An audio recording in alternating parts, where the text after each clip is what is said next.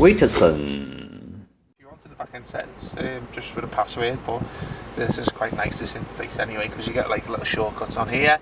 So this is your MP3 player, this is a little speed, you can change that to kmh or go back to miles if you're obviously in this country, and obviously you have a little Google Maps shortcut here. There's your radio interface there, there's a little shortcut for that. All these items down here, the icon should I say, are customizable, so you can change them if you want. You can simply put that one there and then put your vehicle settings app on there, and it changes on there anyway. So just to give you a little rundown of what it's got, so you'll have like if you adjust the air temperature, you can see a little bar that comes up here and shows that, just to let you know it's a nice little feature to look in terms of visual, but you can't actually touch it.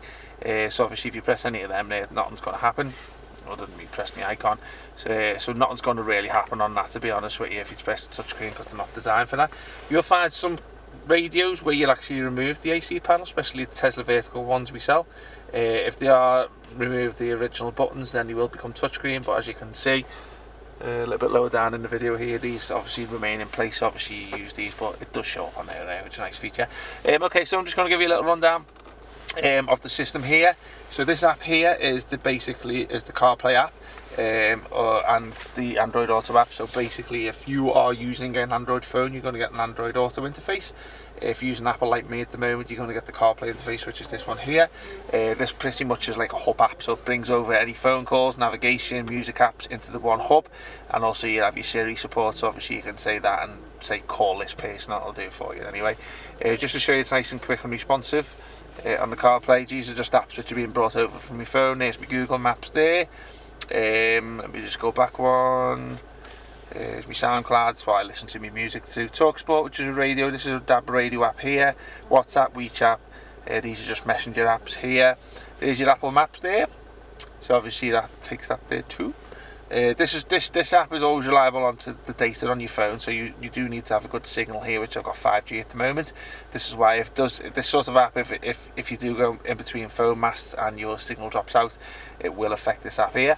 So just going back over to the Android series. So there's your FM AM radio here, so obviously that's the interface there. It does work with the steering wheel controls, so let me just see if I can find the right side. Square patch of grass. I'm pressing that one there. There's my skip buttons. And the volume buttons are there. So basically it works with the steering wheel controls too. Also does work with the rear camera. This is the OEM camera here too. So obviously the original camera of the car, this is what it's got. So obviously it does link up to the original cameras. No need to put an aftermarket one in if you've got it. Or you can put an aftermarket one, it's entirely up to you if you haven't got it. So just going back onto here, there's my Bluetooth menu. As I say, you won't use that menu if you're using the CarPlay, the Android Auto, but if you are not using that, then obviously you can use that. It's got phone book support. I haven't uploaded my phone book to it, to be honest with you, because obviously I don't want you nosing at any names on my contact list. It's got music streaming, so if I've got music on my phone, I can stream it through the Bluetooth. I can do that too. Music. Okay, so this is just like a little demo app that's on there. So this is for the USB cable that comes with the system, so you can put all your music and your albums, if you're old-fashioned, onto your USB pen and play it through one of the cables. Alternatively, you can do that with also the video. Put your movies onto a pen drive and play your films through there. Let me just see if this loads up here, because sometimes they have a little demo video on here too, which, let's have a little look. There you go. Just to show you the quality of the image on it. So as you can see, a nice little HD screen. You can also have, 1 second, believe it or not, that's my son trying to give me a call. So I'll give him a call back in a minute. Okay, so just going back to this here. So you can have picture in picture if you want. Do that too. Don't know why, because it's too small, that, to be honest with you. File manager. So if you want to upload anything from external apps, or if you know what that's all about, then you know what that's all about. But normally a lot of people tend to put the IPTV on it and do it through this one here. Gallery, pretty much senseless if you ask me. So this is your car vehicle app here. So obviously this will show you information from your old screen and bring it over onto the new one. So as you can see, some trick computer information there. There's amplifier settings. So obviously this is where you control the amp of the car. We'll do that too. TPMS. So it looks like it's working with the original TPMS type version of it and the setup. So a lot of people tend to ask questions about what it's got and what it hasn't got. We have to be dead careful about what we answer about car's computer information, because as I say, we might say yeah it works with it, and it might work with 98% of it, and then you might find one thing missing. So we never confirm what it works with and what it doesn't. What we do is show in the video what it's got. Put that to English. Just show basically what it's got in here. So I'll just slowly scroll through it so you can have a little look what's on here.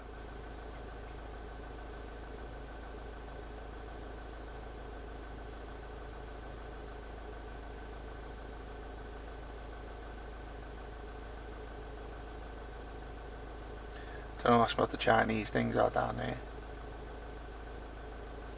So you see there's quite a lot to this, to be honest with you. So didn't think there'd be that much, to be honest with you. So there you go. So I'll just show you that there. So going over to the application center here. So this is where all your apps are, just to show you how quick and responsive it is. You'll get that with an 8-core processor.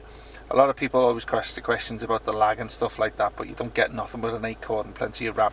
If you're going to be buying cheap, you end up buying twice, because a lot of people go onto eBay and buy the £110 ones, even £70 ones on AliExpress. A lot of these manufacturers, they tend to advertise them but don't advertise what the spec is often. So if they're not advertising a spec and tell you what the processors is, they're basically hiding behind the fact that basically they don't want you to know. So you've got to get like really low processors and RAM, and a lot of the cheaper versions, and all that causes is just basically lag and freezing and stuff like that. The only reason is because a lot of memory is taken up by the internal apps, and also every time you use an app there's memory built up in the background, and also some of the apps like need a lot of memory, and the processor speed is not adequate enough on the 4-core. So if you're using like the Google Maps and stuff like YouTube and stuff which use a lot of memory, then obviously it does need a decent processor. So this is why you get a lot of low-end systems, poor cheap ones on the market, which just basically cause a lot of issues. These ones have an 8-core one, which you'll probably find pretty much in a lot of smart devices today. So okay, so I'm just going to give you a little rundown of this. So it's got an auxiliary input, so you have 3 AUX ins or 3 LR and an in for the sound. If you want to stick a TV box to there with them sort of similar input, you can do. Calculator, if you don't know what that is. This one's your CarPlay Android Auto. You've got a couple of browsers here if you want to do a bit of internet shopping or internet searching. Chrome, Google if you want. File Manager, showed you that one before. It's got a DSP sound processor built into it, so if you want into your sub, your amps and your outputs and like to customize it, then you've got a lot of options there to actually play around with there. Google Maps, music, showed you that. Navi, pretty much showed that. There's your operation guide if you want to have a little read over it in terms of the instructions. You can do it that one there. There's your Play Store, so if you want to download any apps onto the system, just create an account if you've not already got one, log onto there, and then you have all your app center where you can download whatever apps of choice. Steering wheel controls, don't need to touch that. Let's have a little switch. We'll switch off that little button's annoying because it brings up that, so we'll switch it off just by that there. So there you go. Vehicle settings, showed you that one earlier. YouTube, you're probably watching this on this channel, so obviously no need to go into that. Voice search, that's just the Google app, so you do need to give it an internet connection. So you can use that if you want, and say Liverpool, and then basically it'll give you a browser search on that. And one last thing is your back-end settings. So this is where all like your SIM cards and your Wi-Fi information there. Display, sound, GPS, storage and stuff like that. You can have a little tweak of that. General, just going down there, just little tweaks, few things to tweak on that if you want. There's not much you need to change without us letting you know what it is. Password for this is 3368. So if you want to change anything in there, but don't touch the car model, whatever you do, unless we tell you. But there's things like switching off radar and parking and stuff like that in there. Don't really need to touch much of that one, to be honest with you. User and also system. Just to show you the about device, shows the latest Android 14 on this one, and just to show you whatever there, but not much going to be cop for you if you just want a radio. Okay, so I'm just going to bring it to an end today, guys. Hope you liked the video. WITSON